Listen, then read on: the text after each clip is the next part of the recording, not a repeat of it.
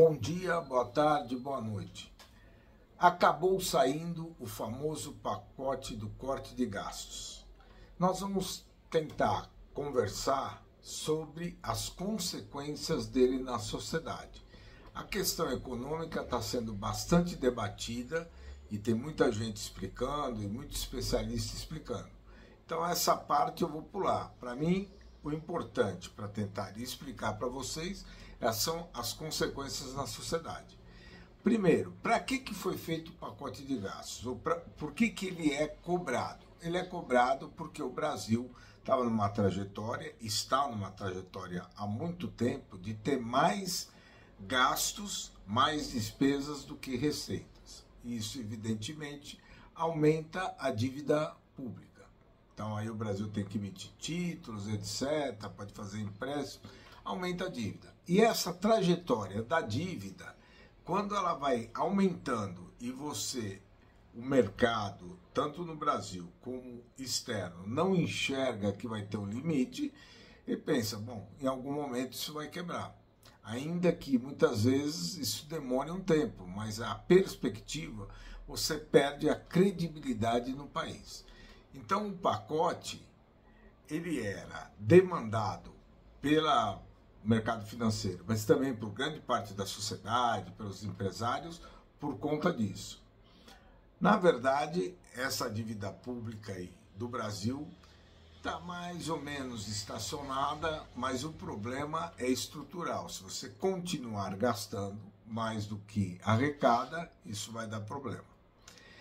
E o que aconteceu? O que aconteceu, uma coisa muito estranha, principalmente em termos de comunicação.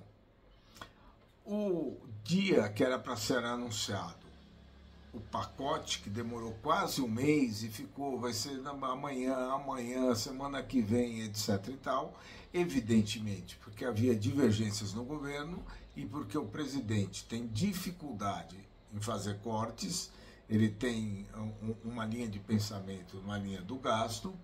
Então, o que aconteceu?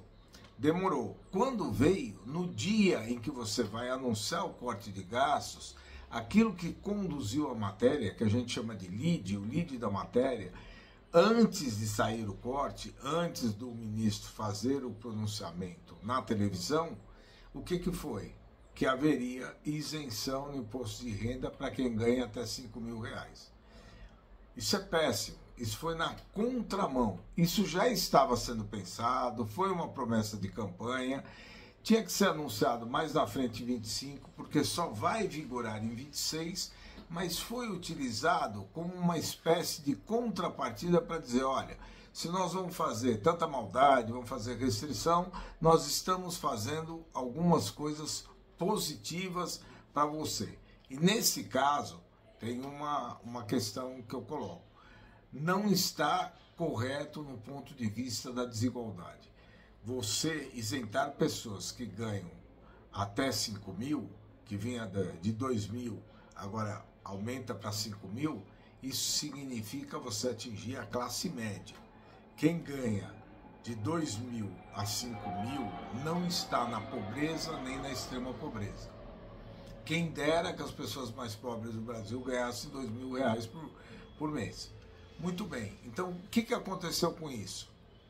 Você fez um anúncio para a classe média que derrubou a força de comunicação do que seria cortado. Então foi um erro de comunicação brutal. Ou seja, no momento do corte se anunciou um aumento de despesa. Com o seguinte problema: as medidas que levam a você poder fazer dispensa, a isenção de imposto de renda para as pessoas que estão entre 2.000 e 5.000 e etc., elas são de uma tramitação rápida. E as medidas que compensariam, a medida que compensaria, segundo o ministro, seria a taxação dos mais ricos, de quem ganha mais de 50.000 por mês. Só que essas têm uma tramitação mais difícil. E como você não vai poder fazer a primeira sem a segunda, vai ter um tempo de expectativa. Então não precisava ter anunciado. Muito bem, e as medidas de 50 mil também, quando foram anunciadas, não ficaram bem claros de como seria feito, ok? Então nós tivemos um problema de comunicação. Passando para a seguinte, e quais são o que aconteceu? Em termos de mercado, não ajudou. O mercado financeiro não recebeu bem. Não disparou a coisa para o lado ruim, na verdade, quem controla isso é o dólar, né, o valor do real com relação ao dólar. Ele fechou no dia do anúncio 5,91, já no mercado futuro, no mesmo dia, chegou a 5,96, e hoje, quando houve a explicação do ministro Haddad e da equipe técnica detalhando as medidas, ele chegou a 6, o que originou uma série de manchetes. Então, quer dizer, em vez da manchete ser positiva para o governo, a manchete foi: dólar atinge R$6, que é um marco histórico, é o maior valor na história da relação real com o dólar. Então, foi tudo, saiu um tiro pela culatra. Mas ele está em torno de 5,98, porque ele fica oscilando e tal. Nesse momento que nós estamos falando, está em torno de 5,98. Recuou um pouquinho, ou seja, não aumentou, porque passou de 5,96 que fechou no futuro para 5,98 que está agora, mas também não reduziu, porque a expectativa é que houvesse uma redução significativa, que seria dizer, bom, não, o Brasil realmente. Por quê? Porque principalmente o que aconteceu é que as medidas que estão sendo apontadas como medidas de corte, muitas delas não são estruturais. O que significa medidas estruturais? Medidas estruturais são aquelas que vão ser permanentes. Elas atingem a estrutura do arcabouço de receita e despesa do Brasil. Então elas vão ficar para sempre, ou pelo menos por um bom tempo, até que o país tenha dado um salto e possa diminuir essas medidas. Mas elas têm que ficar por um bom tempo.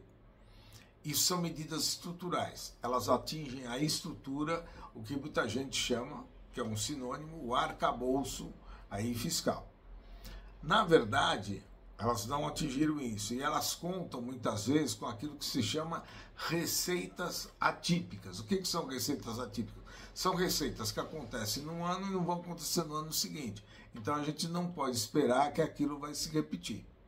Então o mercado recebeu como uma coisa que melhora, mas é incerta, que não atingiu nem aquilo que precisava, na opinião não só do mercado, mas de uma parte da sociedade. E isso é importante, porque as pessoas têm que entender, o mercado é uma instituição da sociedade. Ele acaba nivelando e relatando os níveis de preço. Ele tem sua importância. Não é para fazer tudo que o mercado quer, mas ele tem alguma importância. Ele tem que ser respeitado numa série de coisas, porque também ele não está ali de graça. Existe em todo lugar. E existe também o mercado externo, que fica olhando para o Brasil e fala, olha, se essa trajetória de dívida não melhorar, vamos investir menos nesse país. Muito bem. Sendo assim, não agradou, as medidas não foram entendidas como medidas estruturais, que não ficaram um bom tempo, e as pessoas então reagiram mantendo, até agora, estão mantendo o dólar, que é o grande fator que mede isso, que mensura isso, no seu nível em termos de 5,98, que é muito alto, né? E aí entram os seguintes fatores. Um fator é que, se o dólar sobe, isto ajuda a fazer o Banco Central subir os juros, porque o dólar subindo aumenta a inflação. O Banco Central precisa combater a inflação, esse é o maior mandato dele. Ele precisa combater a inflação. Então, para ele botar a inflação na meta, naquilo que o governo se comprometeu a fazer, o que ele vai fazer? Ele vai aumentar os juros. Quando você aumenta juros, diminui o crédito, antes, se tem inflação, aquele que recebeu, aquele que está recebendo o dinheiro, vai perder o dinheiro com a inflação, porque ele vai receber um dinheiro que vai perder o poder aquisitivo. E se por acaso o juro sobe e consegue manter o nível, mas com os juros subindo, diminui o crédito, diminui a atividade econômica, aumenta o desemprego.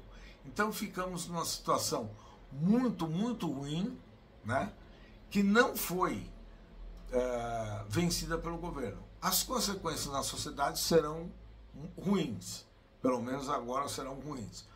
Vai para o Congresso, vai ter uma avaliação lá, etc. e tal. O Congresso normalmente é mais gastador do que ele faz corte de gastos, mas eu acredito que aí eles não vão mexer tanto. Mas o que vai acontecer é que, de uma certa forma para outra, nós estamos caminhando para algo que vai conter a economia brasileira, que não vai repetir o mesmo crescimento que nós tivemos agora, que vai ser, desse ano vai ser maior de 3%, de 3,2%, 3,3%, e a perspectiva futura não é boa, e nós vamos entrar em 26 num ano eleitoral, que é normalmente um ano de mais gasto e um ano que o presidente governa mesmo até julho, porque aí depois entra o aspecto eleitoral, né? Não se sabe nem se ele vai ser candidato ou não,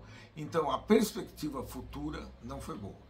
Então, resumindo, as consequências para a sociedade apontadas pelo corte, pelo anúncio do corte de gastos, não foram boas, não serão boas, e nós esperamos agora ver se haverá alguma reação, se o governo vai ter medidas complementares que possam aumentar o entusiasmo da sociedade e do mercado financeiro.